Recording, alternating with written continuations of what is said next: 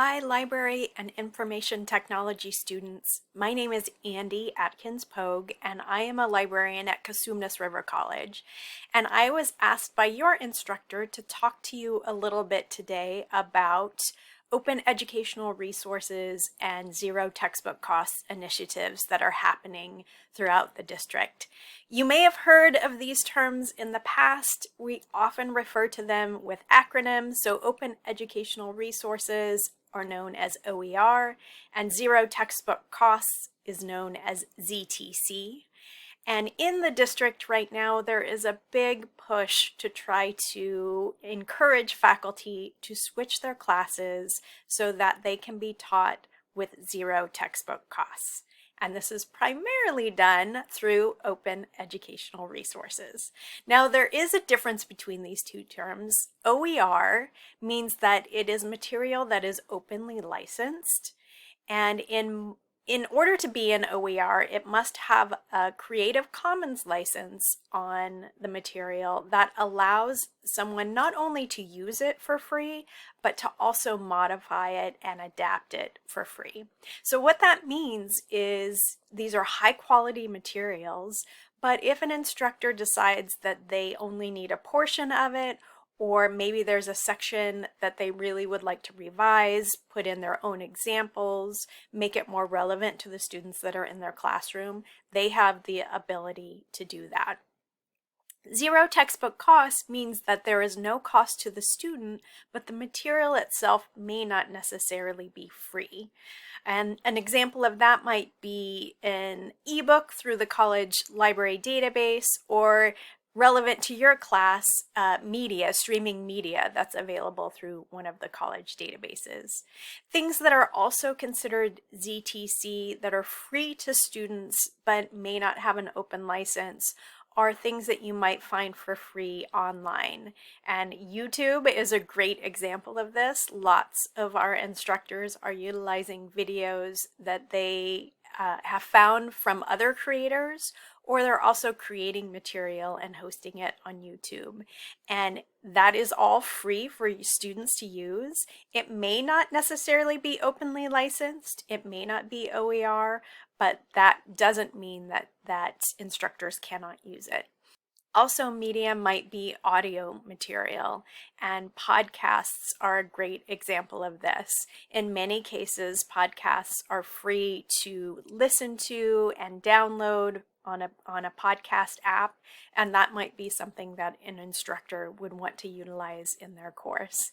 Now, all of these things, we encourage faculty to not only use these free materials, but to make sure that they are fully accessible to our students. And so what that means is if an instructor is asking students to watch a video or listen to a podcast, that there is also embedded in that either closed captioning in the video so that a student who needs those captions will have access to it so they can understand the content of the video. And with the audio, it means that a clear transcript is also provided for the material. I've given you a few examples of how the library might be involved in this type of work, especially when it comes to media resources. The college libraries provide a tremendous amount of paid for streaming licenses for documentaries and short video clips and even some feature films. Those are located in the databases section of the website. We've recently switched to an A to Z listing, so it's primarily organized alphabetically, although there are some broad categories that you can search in as well. We don't in the Los Rios libraries provide audiobooks. This is something that we just have never collected, primarily because if a student needs access to audio for instructional material, there are mechanisms in place through our disability support services known as DSPS, where they can acquire that material. And for more recreational type material, that is all widely available through the public library system. So we don't focus our fiscal resources on audio.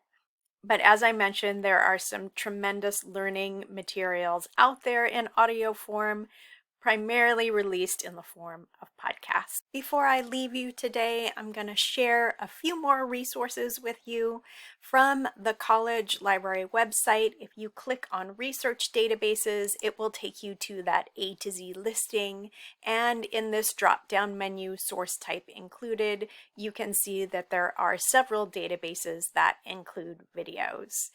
And for CRC's project, we are in the midst of trying to become a zero textbook cost college. So we have created a website that outlines this goal and provides resources to our faculty and students, but mostly our faculty as we try to convince them to adopt this initiative. So the menu over here on the left has lots of resources if you have additional questions about this. The professional development area has a lot of information, including information about the types of Creative Commons licenses that are available. This helps faculty understand what they're able to do with a resource depending on what license is attached to it. We also have a frequently asked question page where there is the question, what is the difference between ZTC and OER? And there might be some other questions that you have related to this material. Here is a shortcut to get to that website and a QR code, which will also get you there. Thank you for allowing me to share this important information with you today, and I wish you luck as you continue on your learning journey in this library and information technology course.